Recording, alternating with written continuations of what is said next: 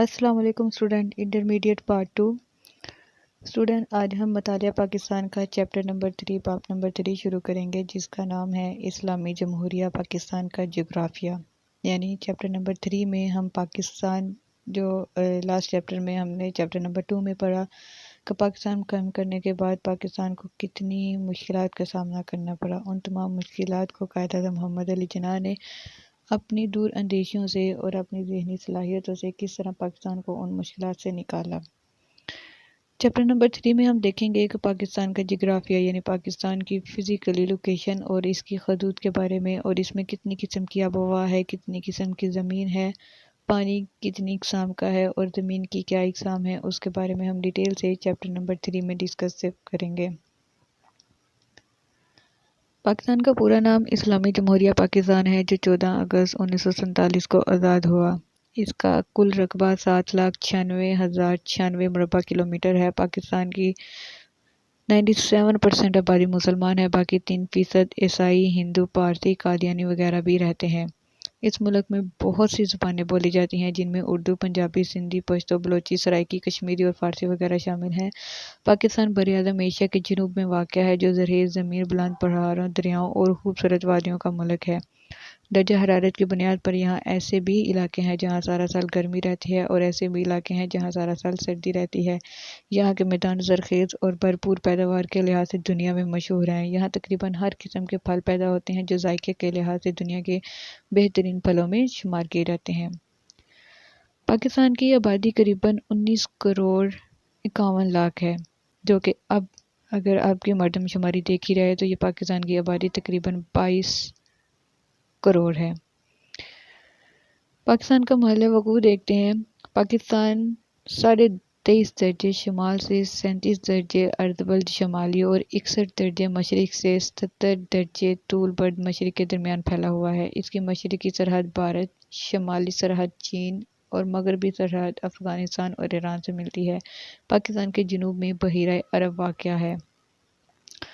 اب اس کے محل وقوع کی یعنی اس کی جو فزیکل لوکیشن ہے اس کی اہمیت دیکھتے ہیں کہ پاکستان کو پوری دنیا میں اتنی اہمیت کیوں حاصل ہے، کیوں ہر ملک پاکستان کو حاصل کرنے کی کوشش کرتا ہے. پاکستان اپنے محل وقوع کے لحاظ سے نہ صرف جنوبی ایشیا بلکہ پوری دنیا میں اہمیت کا حامل ہے.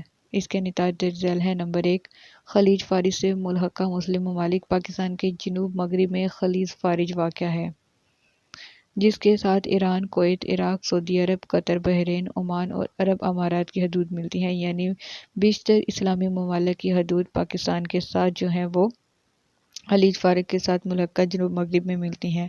یہ ممالک تیل کی پیداوار کے لحاظ سے بہت اہم ہے اور مسلم برادری سے تعلق رکھتے ہیں. پاکستان کے ان ممالک کے ساتھ دوستانہ تعلقات ہیں. نمبر 2، افغانستان اور وسطی ایشیائی ممالک. پاکستان کے شمال مغرب میں افغانستان اور وسطی ایشیائی ممالک قازقستان، ازبکستان، تاجکستان، ترکمانستان اور کرغزستان ہیں جو سمندر سے بہت دور ہیں. ان کا اپنا کوئی سمندر نہیں ہے، اپنا کوئی ساحل نہیں ہے، اس لیے ان کو سمندر تک پہنچنے کے لیے پاکستان کی سرزمین سے گزرنا پڑتا ہے. یہ ممالک بھی تیل اور گیس کی پیداوار کے اعتبار سے اہم ہیں اور زرعی لحاظ سے بھی اہمیت رکھتے ہیں. ان کی کل آبادی پاکستان سے بھی کم ہے مگر رقبے کے لحاظ سے ہم سے 6 گنا بڑے ہیں. اگر ان ممالک کو موٹر وے کے ذریعے ملا دیا جائے تو پاکستان کو فائدہ ہوگا اور تعلقات میں مزید اضافہ ہوگا.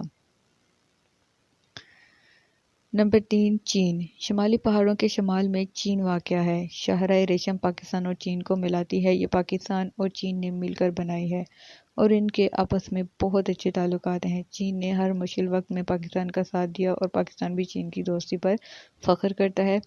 پاکستان میں کئی ترقیاتی منصوبے چین کی مدد سے چل رہے ہیں. دفاعی طور پر بھی چین نے پاکستان کی ہمیشہ حمایت کی ہے. چین پاکستان دوستی بے مثال ہے. نمبر 4 پہ بھارت. ہمارے مشرق میں بھارت کا ملک ہے جو آبادی میں چین کے بعد دنیا میں دوسرے نمبر پر ہے. وہ ایک زرعی اور صنعتی ملک ہونے کے علاوہ ایک بہت بڑی ایٹمی طاقت بھی ہے. آزادی کے بعد سے ہمارے تعلقات اس سے اچھے نہیں رہے. ان دونوں ممالک کے درمیان اب تک 3 بڑی جنگیں ہو چکی ہیں جس کی وجہ سے اس خطے میں امن نہ ہونے کے باعث ترقی نہیں ہو سکی. دونوں ممالک اپنے دفاع کے لیے اپنی آمدن کا زیادہ سے زیادہ حصہ جو ہے وہ جنگ پر خرچ کر دیتے ہیں۔ دونوں ممالک ایٹمی ہتھیاروں اور میزائل کی دوڑ میں بہت آگے نکل چکے ہیں، اور اگر اب جنگ ہوتی ہے تو یہ مکمل تباہی ہوگی اور کسی کے ہاتھ کچھ نہ آئے گا۔ ان کے درمیان دشمنی کی سب سے بڑی خلیج یعنی دشمنی کا سب سے بڑا جو مسئلہ ہے وہ کشمیر ہے۔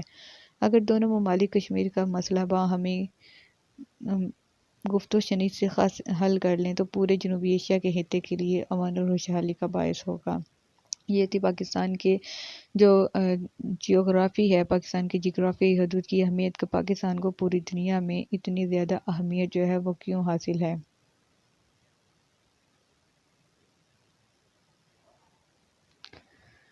اب دیکھتے ہیں کہ پاکستان کے طبعی خد و خال کے بارے میں۔ پاکستان کی سطح 4 اقسام کے طبعی خد و خال پر مشتمل ہے۔ نمبر 1 پہاڑ، نمبر 2 سطح مرتفع، نمبر 3 میدان، نمبر 4 وادیاں۔ ان کی تفصیل اب دیکھتے ہیں۔ سب سے پہلے دیکھتے ہیں پہاڑ کے پاکستان میں کتنی قسم کے پہاڑ پائے جاتے ہیں۔ پاکستان کے زمین کے اس بلند خطے کو پہاڑ کہتے ہیں جس کی سطح پتھریلی، ناہموار، ڈھلوان دار اور سطح سمندر سے بلند ہوتی ہے۔ یہ پہاڑ کی ڈیفینیشن ہے، شارٹ کویسچن میں پوچھا جا سکتا ہے کہ پہاڑ کسے کہتے ہیں۔ کہ زمین کے اس حصے کو پہاڑ کہتے ہیں جس کی سطح پتھریلی ہوتی ہے، جو ہموار نہیں ہوتی، ڈھلوان دار ہوتی ہے اور سطح سمندر سے بلند ہوتی ہے۔ پاکستان کے پہاڑی سلسلے درج ذیل ہیں۔ نمبر 1 شمالی پہاڑی سلسلے، نمبر 2 وسطی پہاڑی سلسلے اور نمبر 3 مغربی پہاڑی سلسلے۔ برصغیر پاک و ہند کے شمال میں یعنی پاکستان اور ہندوستان کے شمال میں کوہ ہمالیہ کے پہاڑی سلسلے مغرب سے مشرق کی طرف پھیلے ہوئے ہیں، جن کی لمبائی تقریباً 2430 کلومیٹر ہے۔ یہ 4 بڑے پہاڑی سلسلوں پر مشتمل ہے۔ ان کا کچھ حصہ پاکستان اور باقی حصے بھارت، چین اور افغانستان میں آتے ہیں۔ ذیلی ہمالیہ یا شاوالک کی پہاڑیاں، یہ پہاڑی سلسلہ دریائے سندھ کے مشرق میں ہے اور کوہستان ہمالیہ کی جنوبی شاخ سے جو مشرق سے مغرب تک پھیلی ہوئی ہے۔ اس کی بلندی تقریباً 900 کلومیٹر ہے۔ اس کو شیوالک کا پہاڑی سلسلہ بھی کہتے ہیں۔ اس کی مشہور پہاڑیاں پبی ہلز ہیں جو ہزارہ اور مری کے جنوب میں واقع ہیں۔ ان کا مغربی سلسلہ پاکستان میں جبکہ زیادہ تر حصہ بھارت میں واقع ہے۔ ہمالیہ صغیر کا پہاڑی سلسلہ شیوالک کی پہاڑیوں کے شمال اور ان کے متوازی یہ پہاڑی سلسلہ مشرق سے مغرب تک پھیلا ہوا ہے۔ پیر پنجال اس سلسلے کا سب سے بلند پہاڑی سلسلہ ہے۔ اس سلسلے کے مشہور صحت افزا مقام مری، ایوبیہ، نتیا گلی وغیرہ ہیں۔ اس سلسلے کی بلندی 1800 میٹر سے 4600 میٹر تک ہے۔ ہمالیہ صغیر کا یہ مختصر حصہ پاکستان میں اور باقی بھارت کے شمال میں واقع ہے۔ ہمالیہ کبیر کا پہاڑی سلسلہ یہ دنیا کے بلند ترین پہاڑی سلسلوں میں سے ایک ہے۔ اس کی بلندی تقریباً 6500 میٹر ہے جو برف سے سارا سال ڈھکا رہتا ہے۔ کشمیر کی خوبصورت وادی پیر پنجال ہمالیہ کبیر کے درمیان واقع ہے۔ اس سلسلے میں بہت سے گلیشیئرز یعنی برف کے پہاڑ پائے جاتے ہیں جن کے پگھلنے سے دریا وجود میں آتے ہیں۔ اس سلسلے کی مشہور چوٹی نانگا پربت ہے جس کی بلندی تقریباً 8126 میٹر ہے۔ اس کے بعد کوہ قراقرم کا پہاڑی سلسلہ۔ کوہستان ہمالیہ کے شمال میں سلسلہ کوہ قراقرم چین کی سرحد کے ساتھ ساتھ مغرب سے مشرق کی طرف پھیلا ہوا ہے۔ اس سلسلے کی اوسط بلندی تقریباً 7000 میٹر ہے۔ دنیا کی دوسری بلند ترین چوٹی جس کو گوڈون آسٹن یا کیٹو کہتے ہیں اسی سلسلے میں واقع ہے۔ کیٹو اس لیے کہتے ہیں کیونکہ قراقرم میں کے فار قراقرم اور قراقرم کی پہاڑی سلسلے میں کیٹو دوسرے نمبر پر ہے پہاڑی سلسلے ہے قراقرم کی دوسری پہاڑی، اس لیے اس کو کے2 یعنی کے فار قراقرم 2 یعنی دوسرے نمبر پر واقع ہے۔ اسی سلسلے میں واقع ہے۔ اس کی بلندی تقریباً 8611 میٹر ہے۔ پاکستان کی شاہراہ ریشم یا قراقرم اسی سلسلے میں سے گزر کر درہ ہنجراب کے راستے چین تک جا ملتی ہے۔ کوہستان ہندو کش پاکستان کے شمال مغرب میں کوہستان ہندو کش واقع ہے۔ ان پہاڑوں کا بیشتر حصہ افغانستان میں پایا جاتا ہے۔ ان کی بلند ترین چوٹی ترچمیر ہے جس کی بلندی تقریباً 7690 میٹر ہے۔ شمال مغرب پہاڑوں کے جنوب میں بھی کچھ پہاڑی سلسلے پاکستان میں موجود ہیں جو شمال سے جنوب تک پھیلے ہوئے ہیں۔ اس کے بعد سوات اور چترال کے پہاڑ۔ کوہستان ہندو کش کے جنوب میں چھوٹے چھوٹے پہاڑی سلسلے پھیلے ہوئے ہیں۔ ان پہاڑوں کی بلندی 3000 سے لے کر 5000 میٹر تک ہے۔ ان پہاڑوں کے درمیان درہ لواری ہے جو چترال اور پشاور کو ملاتا ہے اور سردیوں میں برف باری کی وجہ سے بند رہتا ہے۔ یہاں ایک سرنگ بنائی گئی ہے جس کی وجہ سے چترال اور ملک کے دوسرے حصوں کے درمیان پشاور سے آمد و رفت کا سلسلہ سارا سال جاری رہتا ہے۔ ان پہاڑی سلسلوں کے درمیان دریائے سوات، دریائے چترال اور دریائے پنجگورہ بہتے ہیں۔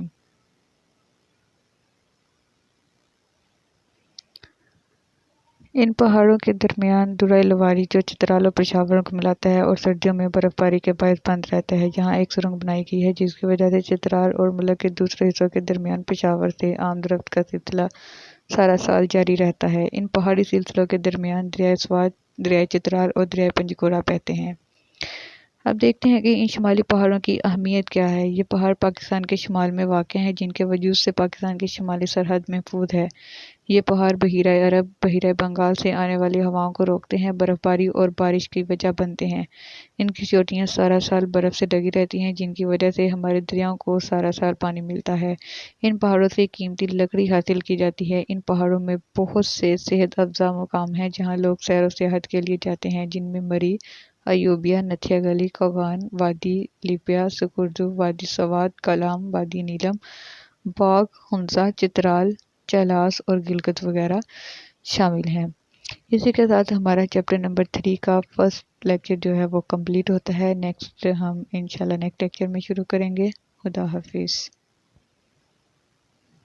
ویڈیو پسند آئی تو لائک کریں، اپنی رائے کمنٹ کریں۔ ایسے ہی مزید ویڈیوز کے لیے ہمارا چینل سبسکرائب کریں اور بیل کا آئیکن دبائیں تاکہ آپ کو ہر ویڈیو کا نوٹیفیکیشن ملتا رہے۔